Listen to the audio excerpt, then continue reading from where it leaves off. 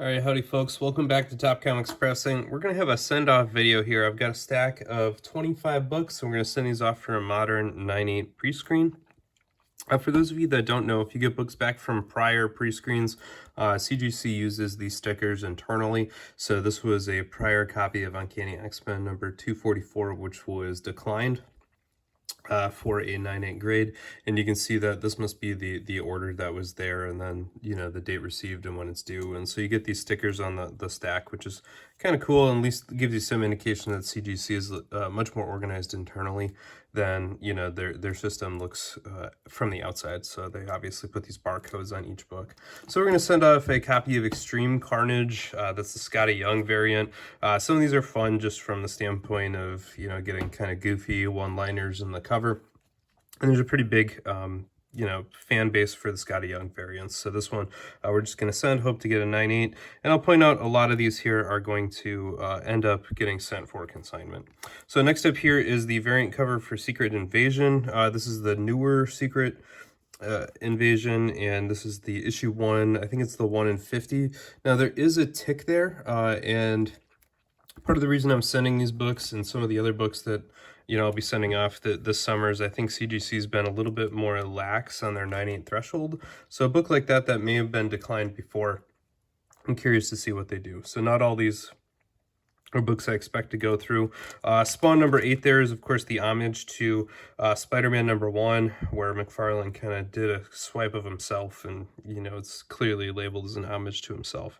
Next up is X-Files number 1. This is a newsstand edition of the Topps comic series. X-Files, of course, is a very popular sci-fi show, and this one is a pretty sharp copy of that comic.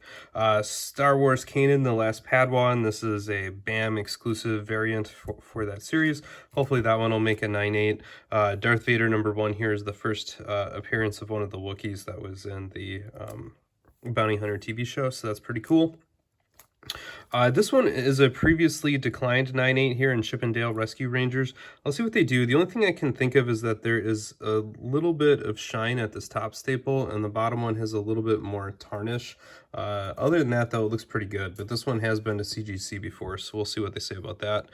This one I'm super excited about. There's a recent Usagi Yojimbo one-shot with the Teenage Mutant Ninja Turtle Adventures Saturday morning cartoon, and this is a pretty rare 1 in 50 variant cover from Stan Sakai. So, anytime Stan Sakai does all 4 turtles and Usagi, that's pretty much a must-have for me. So we're gonna take that one. I got it off of eBay because the LCS didn't get enough copies to get that particular variant, and so we're gonna send that one. I did press that one, so fingers crossed.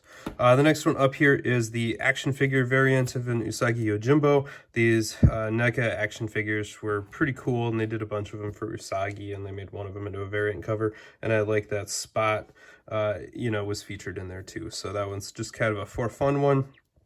The Simpsons number 1 from the 90s, so obviously a Fantastic Four number 1 homage cover. This one also has been to CGC before and was declined due to one spine tick down here on Homer's arm, as you can see it there. And so we're going to use that as a calibration to see if they're grading a little bit earlier, since I've got a couple in here that were prior 9/8 rejects. Sonic the Hedgehog Tales number 1 newsstand edition. I'm not really that big of a video game fan, and I favored more Nintendo than Sega, so that one we're just going to see if we can get. I've already got a copy of Batman 404 with Frank Miller autograph on it that's on a 9/8, which is pretty cool.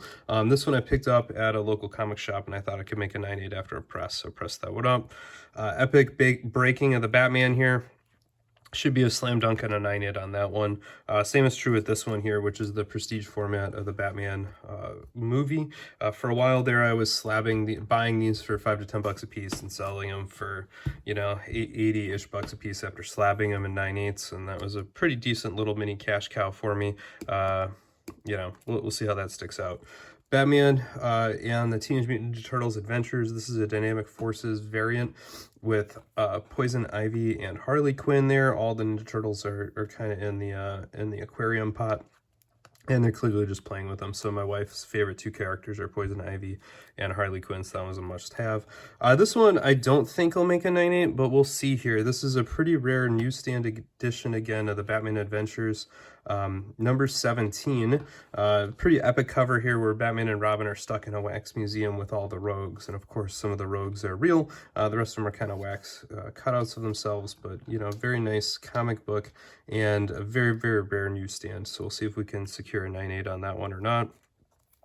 Batman number 24, this is a hard to find variant cover. I forgot exactly what it's a variant of, but it has the new 52 Batman, and this is the Red Hood falling into the vat, which of course is an epic Joker creation, featured most predominantly in the Killing Joke, where, you know, the kind of lowly Joker, or the, you know, person behind the Joker is just kind of in the wrong spot at the wrong time, and then ends up becoming the supervillain after being the Red Hood. Batman the Adventures Continue, Season 2, number 1 variant cover. This is an Amanda Connor cover with, again, Harley Quinn and Poison Ivy, so that one's a 1 for the wife. Next one up here is Adventures of Super Mario Brothers, number 5, again, a newsstand from the early 90s run. I got this one from Nostalgia Zone, graded near mint, so we'll see if that one is able to squeeze out the 9.8 or not. This one is a third one in here that was a prior 9.8 reject, The Amazing Spider-Man Annual number 64, first appearance of the Speedball. Same thing here. This one is just, I don't know, some other variant I picked up, but it's an homage to the Amazing Spider-Man 100. Looks like it's a 9.8, at least to my eye, so we'll see what they say. One thing that could prevent it is there is a little bit of a binary tear down here. To me, that looks like it's production, but they might consider it worse than production and give it the old decline. This one was also a 9.8 reject that, you know, I thought was on the fence, so we'll send it and see, but it's got a young cover there with the Amazing Spider-Man. Edge of the Spider-Verse number 5, first appearance of somebody, and then both these Amazing Spider-Mans that have some story significance. One of them was first appearance of somebody, and the other one, maybe Eddie Brock's wife or something. But anyway, they were both on the CLZ app as being key issues, and I had them, and they both looked like they were 9.8, so we'll send them. This one's kind of fun with Venom reaching through the mirror there to get the symbiote Spider-Man. All right, so that's going to be our send-off. You know, 9.8 pre-screen video is going to be pretty straightforward. I always send these in bundles of 25 because that's the best bang for your buck in terms of shipping, and it's the most CGC that you have on any one submission anyway. So I'm going to go ahead and get these entered into the CG system and then mailed on out. Keep your fingers crossed for me, and remember, we'll hit up the full unboxing here in what'll, for you, only be seconds, but for me will be weeks or a month. All right, the books are back from CGC, so we got the box right here. Now, for those of you that are pro CGC submitters, you will notice that this is not a very big box for a 25 comic modern pre-screen. And so that means we are going to have some bad news ahead because this box should be a lot bigger, and there's also going to be raw books in here. So this is their 15 slab box, so we've got fewer than that because there are raw books in here as well. I don't think that that's horribly surprising. This one did include a lot of books that were prior 9.8 rejects. Anyway, let's get going.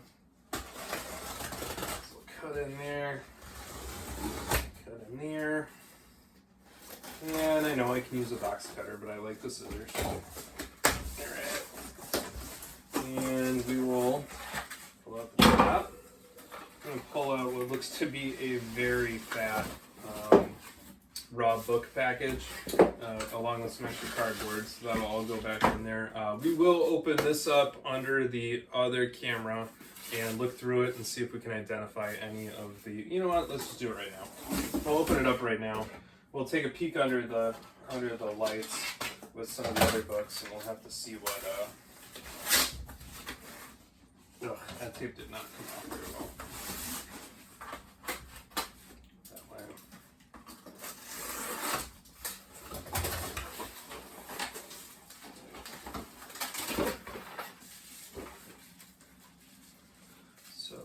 Just start with our rejects as a runner-up list here. We have Extreme Carnage number 1. That's kind of disappointing because that one's a true modern, so I would have kind of expected that one to, you know, be in the running. Secret Invasion, this one I had a feeling was gonna be a pass. Yeah, anyway. X-Files number 1 is gonna be a bounce, so that one I'm also not too surprised by. I'm pretty sure I tried to submit that one before at some point and it got declined. Let me see here, and then we got the rest of the stack. Kanan, this one I thought should get it, so that's disappointing. This one I knew was on the fence, and that is okay. This Chippendale one I think had been submitted twice before, and I still just think it's a super sharp copy. So I don't know what the holdup is there. I'm very curious to take a closer look at that one. Simpsons, that one had been submitted before. This one I kind of figured wouldn't be based on the spine, so that's not too bad. This one I am disappointed about. I don't know why this one wouldn't have been a 9.8. Whatever. This one I'm also disappointed about because this one should have been a sealed Dynamic Forces comic. I'll have to take a peek at it. Actually, I can see a very slight bend right there on the corner. Let's see. So that one might need to get repressed. Whatever on that one. Whatever on that one. This one had been a prior CGC submit, and both of these were dollar box wins for me that I attempted to send. This one definitely has some spine tick. You can see right there if I could go in maybe. Yeah, but I thought it was worth a shot. Anyway, so that's quite the stack. I did not count those there as I was flipping. Suffice to say, it's a lot of them. So let's see what else we got here that did make it. Spawn number 8, so classic McFarlane homage. McFarlane after me, so it's a self-homage or a self-ripoff, depending on how you want to say it. So that one's a classic one to go with the Spider-Man. If you don't know which one I'm talking about, this is actually the third time McFarlane did this cover, because he did it for Spider-Man 1 and then for Spider-Man 13, and so it's now it's been spoofed a whole bunch, so now it's just like a thing. But that one's a good one to have in the PC. It's not a particularly super valuable book, but it is one that you know, it is good to have. So here we have Usagi Yojimbo. This is the new Saturday morning cartoon. This was a 1 in 50. Very happy this one made it, so that one will be a PC book with the Stan Sakai art to go with all 4 Ninja Turtles. So, of course, if it's an Usagi book, it's got to have the Stan Sakai cover, and so that was pretty sweet. Next up here is another Usagi one. This is the action figure variant for the NECA. I say NECA, some people say NECA. However you want to say it, action figure. So that's cool. Next one up here is Batman 404. So that's pretty killer there to get in 9.8. This one I did buy raw from a local comic shop, so I was pretty stoked about that. Yeah, first of the 4-issue series for Batman Year One, which I think is one of the best Frank Miller stories probably ever written. I actually like Year One a lot better than Batman The Dark Knight Returns, so I know a lot of people are going to hate me for that, but I think Batman Year One is a better overall story. It's also what inspired the Batman Begins movie, I think. So here we go, Batman 497, so that's Bane crushing the Bat, so that one's pretty cool, breaking of the Bat. Also not a super rare one. Part of the reason that this one doesn't fetch more value is it's a 93 book, and that's kind of peak comic boom, and so it's a very common book to be able to find at 9.8. Still a fun one with Bane smashing the Batman. Now this one I'm going to have to look up. So this is Batman and Robin Adventures number 17, but this is the newsstand variant. So we got the newsstand barcode down there. 9.8. Ooh, it actually says off-white to white pages, so that's somewhat disappointing. But it's a 1997 newsstand, so that's going to kick it into a very rare newsstand category. And so that one's pretty awesome to be able to pick up in a 9.8. I'm a huge Batman Adventures fan, so I have a bunch of those up there, and this one is definitely going to be so this is the second full series from the cartoon. So it was the Batman Adventures, then the Batman and Robin Adventures, then it was Gotham Adventures, I think, and then I think it went back to Batman Adventures Volume 2. But the Batman and Robin Adventures, I think, are some of the better stories from the series. So this is now the 2021 kind of reboot to that nostalgia. The Batman Adventures Continue Season 2, so this is the Amanda Connor variant cover, where of course you have all 3 of kind of the key Batman villainesses, Harley Quinn, Poison Ivy, and Catwoman on the cover, all enjoying their loot, and so that one's kind of a cool one to have. This one I'm also going to look up here after we're done with this, because this is Adventures of the Super Mario Brothers number 5, 9.8 right there. These Valiant 9/8, particularly for some of the lower print run Marios, I bet you this one's very rare. So we're going to look that one up when I'm done with this. Amazing Spider-Man number 19. So this is volume 2, number 19. This is the death of Anna. And so I think that's Venom's wife at the time in the story. So it's a kind of a very minor, truly minor Spider-Man key. But more importantly, I think to a lot of people, it's got Spider-Man in the black costume being attacked by Venom, also in the black symbiote. So that's pretty sweet there to pick up. That one was also a dollar bin win. You know, sometimes you win them, sometimes you lose them. So I got all 3 of these from the same dollar bin, or these 2 plus that one. You know, one of the 3 made it, so that's probably cool. And then this one was kind of my throwaway junk book just to fill out the box. Was Spider-Man Symbiote Reality. This is a variant cover. It's an homage to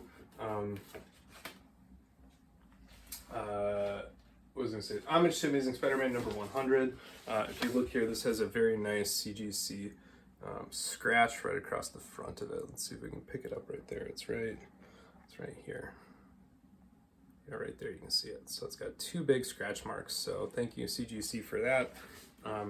Yeah, unfortunately they don't honor those as mechanical errors anymore, so I am stuck-a-reno with those scratches. So all in all, let's see how many we had here. 1, 2, 3, 4. We'll count these out. 5, 6, winner, 7, 8, winner. I'm the most excited about 9, and 10. So this might be my worst 9.8 modern pre-screen of all time, because I only went 10 out of 25. That's pretty bad. That being said, you know, a lot of people have been saying CGC's been going a lot looser on the 9.8 grades lately, and so I figured I'd load it up with my prior 9.8 rejects, and those appear to mostly be 9.8 rejects again. So I will kill this video, do some quick searching on these, and then take these back under the light to see what the defects might be. So stick with me for a second, and of course, if you're enjoying the Top Comics Pressing unboxing videos, leave you guys some thumbs up. Smash that subscribe button down below, share it and punch out with a friend or a colleague, and you know, we'll take a peek at these underneath the light. All right, here we are back. So I did a quick CGC registry search and also put in my serial numbers from a couple of these books. So one thing I'll point out here is right on the CGC page, it'll tell you when the CGC registry was last updated. So today is July 18th.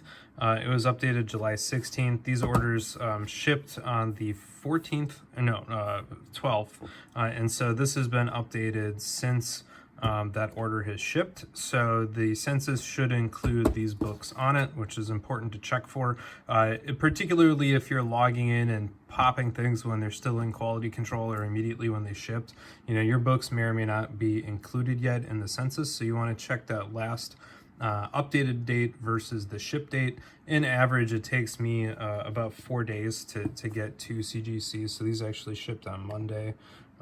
And so Monday was the 15th, these updated on the 16th. So they should be included in the census.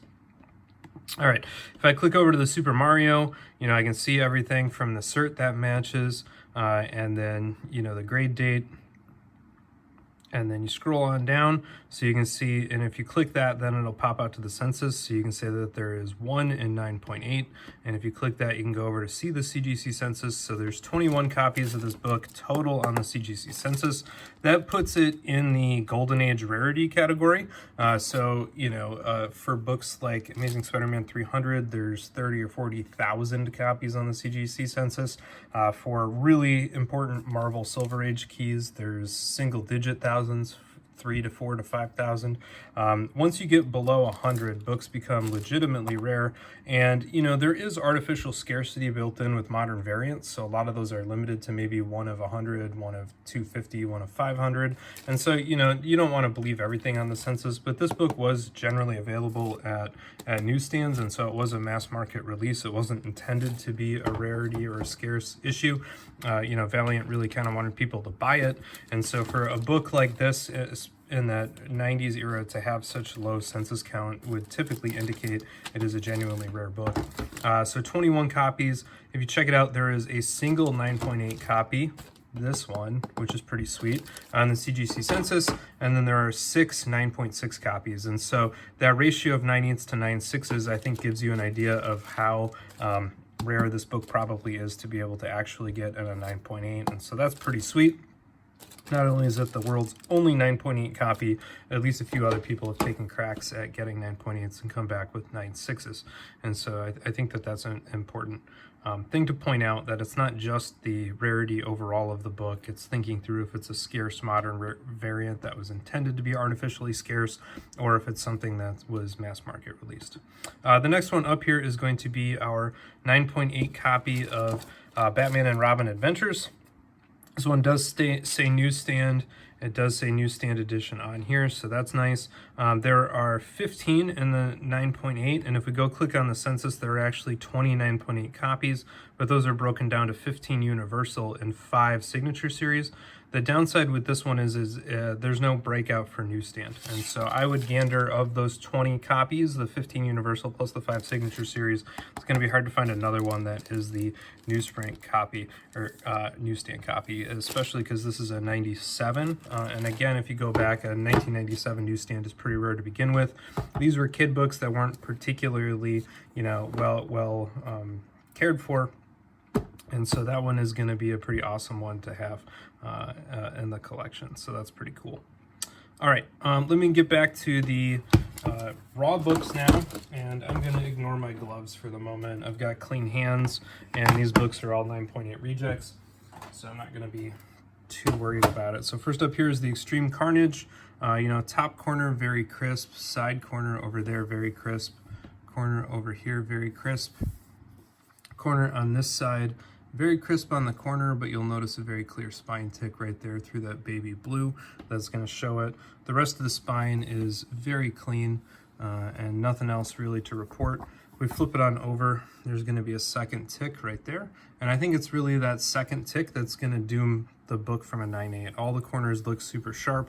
There's very, very light minimal color rub, and there's a very minor binary tear, but that typically does not preclude a 9.8. So I think this thing's got 2 ticks, very minor color rub, and a couple of, you know, very minor binary tear.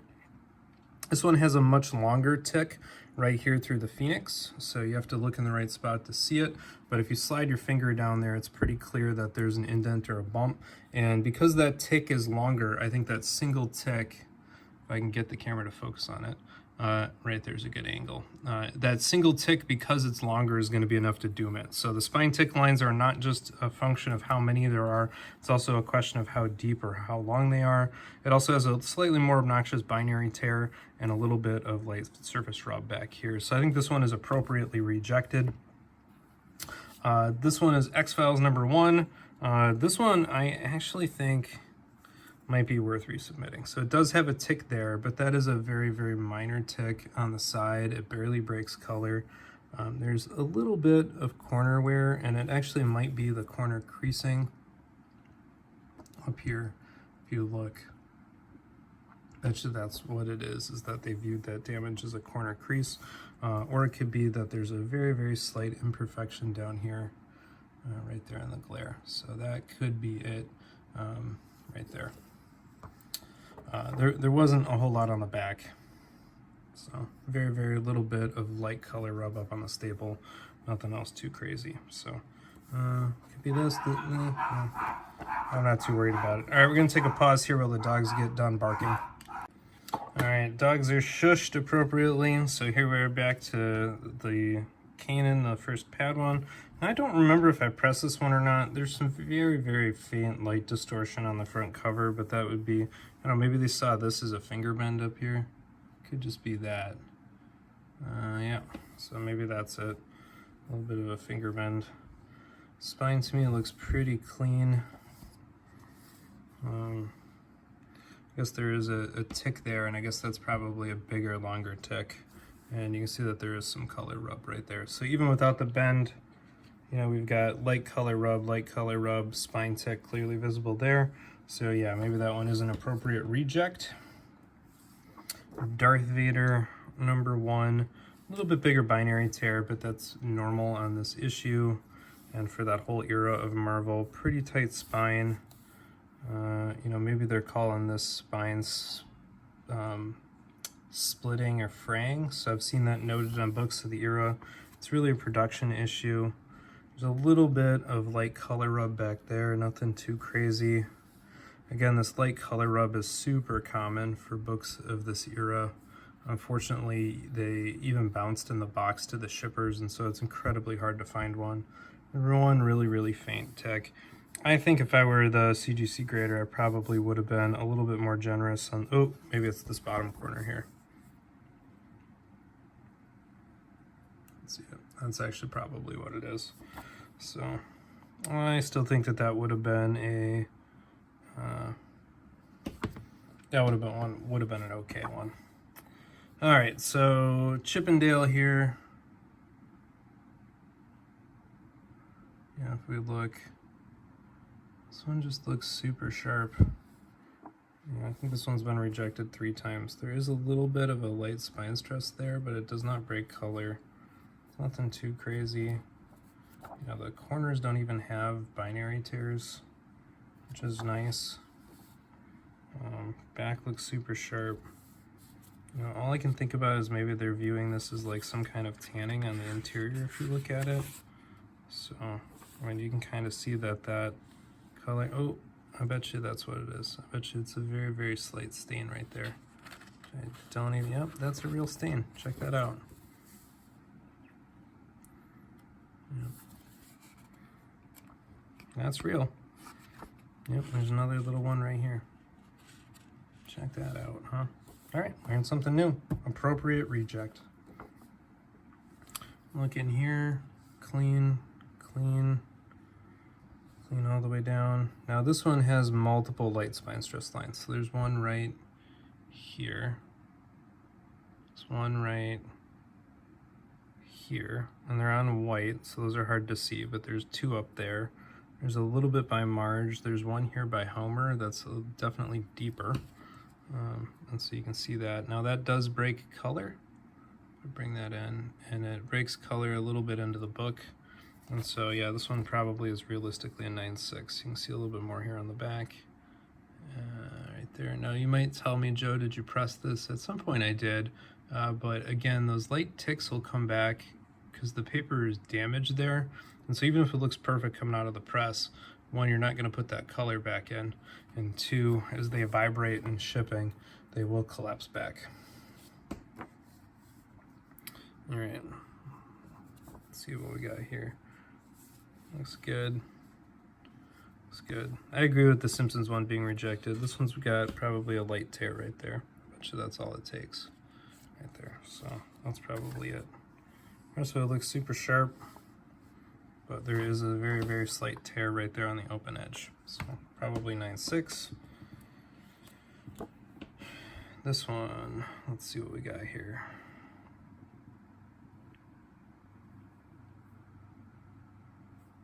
I'm not seeing anything on the front. See anything on the back?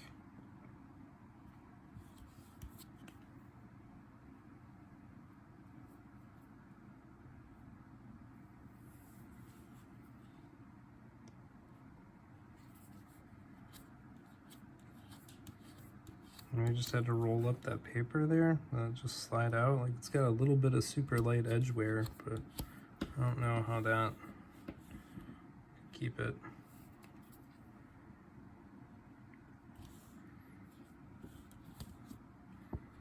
Yeah, I'm not seeing it on this one. This one, I would put in a maybe resubmit pile. All right, this one I was bummed at. Let's see if we can take a quick peek here. Oh, and I thought I saw a little bit of a bend through the thing. And no, I think that what I thought was a bend is actually the color there on the corner. You see that? So I don't see any real issues up through there.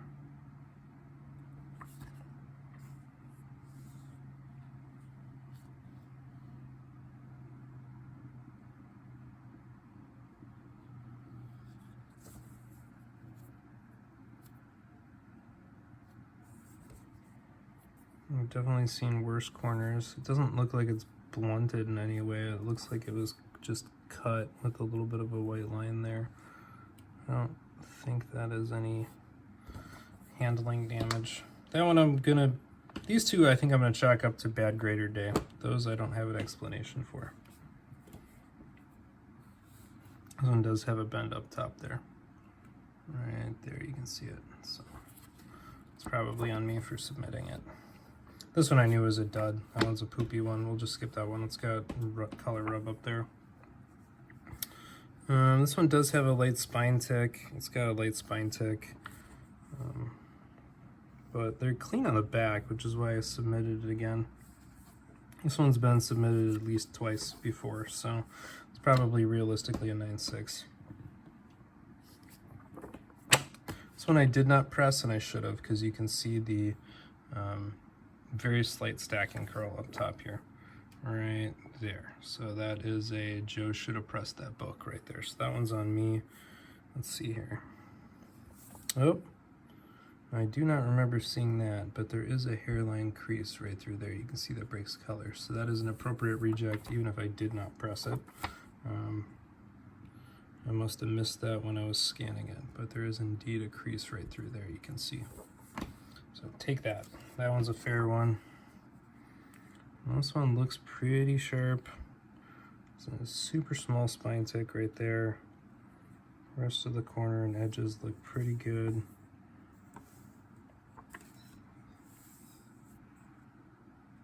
That's some kind of manufacturing ink. I don't think that'll come out. Yeah, this one could be worth a repress and resubmit. Nothing's jumping out at me. There is a line through the gloss here on the back. I don't know if you can see that in the camera. Right there. Yeah, right there. So, but that's not a pressable defect. It doesn't have any texture to it. Something must have rubbed up or rubbed against it when it was still, yeah, I don't know what that's from. It's not pressable. It doesn't have any texture when I feel it, but there's a very, very slight line there. It's only visible in the glare from like one angle. So I'm gonna call that one 50-50. This one I missed the crease, that's fine. That one I knew wasn't gonna be there. That one was a dud. This one has a clear bend up top. That one I'm pouty about. Put that one over there. That one I'm pouty about. Put that one over there. This one has a tear I missed. This one's got a bunch of spine ticks. This one we found staining. I've missed. Wow, how bad is that? You know, these I think are all in the, yeah. I think for the most part, CGC hit those on the nose. You know, whatever on these other ones, maybe we'll resubmit. So maybe I'll take some of these and some from another submission and resubmit a small handful. But I think for the most part, CGC was correct to reject most of these. And so again, you know, I think that there's a lot of talking heads that make it out like CGC's not doing their job. But I think for the most part, they're picking the right books, as you can see from this submission. So, you know, it gives me a sense of confidence. Sometimes I'll be pouty about it. I might struggle and scratch my head with these four. Might take another peek at them. But definitely on a lot of these, you know, we've been able to identify real defects that are there that do preclude that 9.8 grade. So, all right. Take care, everybody. Keep on clicking what you like. Don't forget to hit that subscribe button. Leave a thumbs up. Drop a comment down in the video. Punch out and reach out to me on Facebook and Instagram. Cheers, everybody.